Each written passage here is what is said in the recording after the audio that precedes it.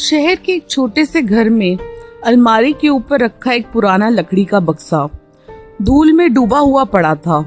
सालों से उसे किसी ने नहीं खोला था। उस घर में केवल राघव रहता था, 40 साल का गंभीर सा आदमी। नौकरी और जिम्मेदारियों में इतना उलझा हुआ था कि जिंदगी भावनाओं से खाली हो चुकी थी। लेकिन उस शाम जब बिजली चली गई और घर में अंधेरा डूबा, राघव यूं ही टॉर्च की रोशनी में बक्सा खींचकर खोल लिया। अंदर पुरानी चिट्ठियां बंधी हुई थी, पीले पड़े कागज जिनकी स्याही भी धुंधली हो चुकी थी। उसने एक चिट्ठी उठाई। लिखा था, प्रिय अरुण, झगड़ा चाहे कितना भी हो जाए, तुम मेरी चुप्पी से नफरत मत समझना। तुमसे बात ना करके भी मैं तुमसे ही बात करती रहती हूँ। राघव की सांस अटक गई। ये चिट्ठी उसकी माँ की थी। राघव की माँ सावित्री एक साधारण भारतीय गृहिणी थी जो छोटे से कस्बे में रहती थी, और उसके पति अरुण एक महत्वाकांक्षी आदमी जो सपनों की तलाश में विदेश चले गए थे। दोनों में जाने से पहले एक बड़ा झगड़ा हुआ था।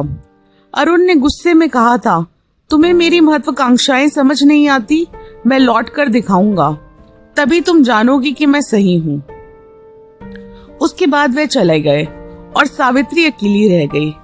लेकिन उसने हार नहीं मानी। हर महीने, हर हफ्ते वह अरुण को एक चिट्ठी लिखती।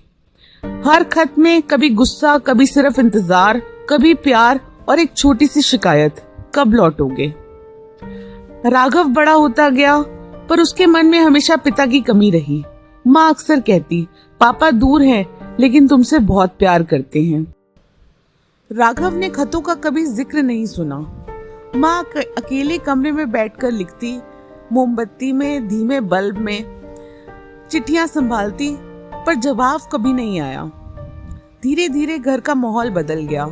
पड़ोसी फुसफुसाते, अरुण अब नहीं लौटेगा, उसने दूसरी जिंदगी बना ली होगी। लेकिन सावित्री ने कभी विश्वास नहीं तोड़ा था। हर त्योहार, हर जन्मदिन पर एक नई चिट्ठी, और राघव को यही सिखाया, प्यार में इंतजार करना सबसे बड़ा साहस होता है। साल गुजरते गए, सावित्री बूढ़ी हो चली थी। अब खत लिखते समय उसकी उंगलियां कांपती थी, लेकिन लिखना बंद नहीं किया था उसने। उसके खतों में अब ज्यादा शिकायत नहीं होती थी, बस यादें होती थी। अब राघव को स्कूल में पुरस्कार जीता है, अगर तुम होते तो उसकी आंखों में चमक देखते। आज घर की छत टपक रही है, लेकिन मैंने सोचा तुम लौटोगे तो मिलकर ठीक करेंगे। हर खत एक डायरी सा बन गया था अरुण के लिए, लेकिन असल में खुद के दिल को बहलाने के लिए। राघव ने एक एक करके सारे खत पढ़ने शुरू किए। उसकी आंखें नम थी, लेकिन फिर वो बंडल के सबसे नीचे एक अलग सा लिफाफा दिखा। वह खत अरुण ने लिखा था। हाँ, उसके पिता ने। सावित्री, मुझे माफ कर देना। विदेश आकर मुझे समझ आया कि सपनों का क्या मोल है, लेकिन मैं वहां अकेला पड़ गया। मैंने कई बार तुम्हें खत लिखने की कोशिश की, लेकिन तुम्हें अपनी नाकामी बताने की हिम्मत नहीं जुटा पाया। अब जब ये खत लिख रहा हूँ तो अस्पताल के बिस्तर पर पड़ा हूँ, शायद लौट ना पाऊं। राघव का ख्याल रखना, और लौट सका तो तुम्हारे दरवाजे पर सबसे पहले दस्तक दूंगा। तुम्हारा अरुण। राघव की आंखें सुन्न हो गई। पिता लौटे नहीं, कहीं शायद लौटने से पहले ही चले गए थे। अब राघव समझ चुका था कि माँ उसका इंतजार व्यर्थ नहीं था। वो जानती थी अरुण लौटकर नहीं आएंगे, लेकिन उसने राघव को कभी ये दर्द महसूस नहीं होने दिया। उसने खतों के बक्से को इसलिए रखा ताकि एक दिन बेटा सच जान पाए, लेकिन तब जब वो संभालने लायक हो। राघव की आंखों में आंसू आ गए थे। उसे माँ की याद आई, जो अब इस दुनिया में नहीं थी। राघव ने उन सारे खतों को समेटा और माँ की तस्वीर के आगे रख दिया।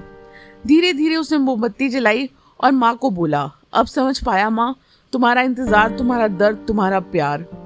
उसकी आंखों में आंसू आ रहे थे, लेकिन दिल में सुकून था, क्योंकि आखिरी चिट्ठी में उसे पिता की सच्चाई का पता चल गया था, और माँ के त्याग का भी।